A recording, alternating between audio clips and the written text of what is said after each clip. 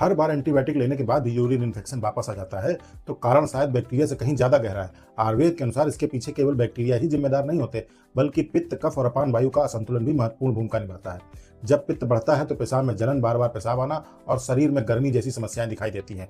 वहीं कफ की वृद्धि संक्रमण को बार बार होने और लंबे समय तक बने रहने में योगदान दे सकती है।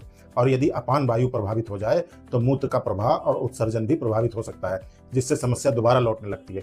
इसलिए आयुर्वेद केवल संक्रमण को दबाने का प्रयास नहीं करता, बल्कि शरीर के इस असंतुलन को भी ठीक करने पर ध्यान देता है। उपचार में ऐसी औषधियों का चयन किया जाता है जो मूत्र मार्ग की सूजन और जलन को कम करे, मूत्र प्रवाह को बेहतर बनाए और संक्रमण की पुनरावृत्ति को रोकने में सहायता करे।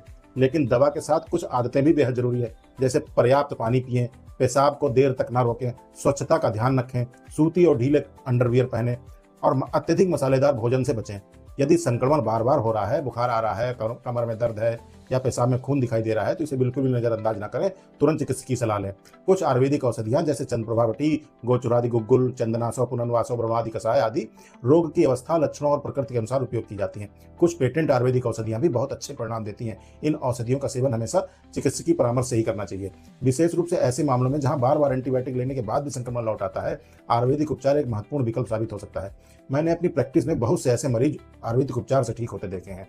याद रखिए, बार बार होने वाला यूरिन इन्फेक्शन सामान्य नहीं है। सही कारण की पहचान और उचित उपचार ही इसका स्थायी समाधान दे सकता है। धन्यवाद।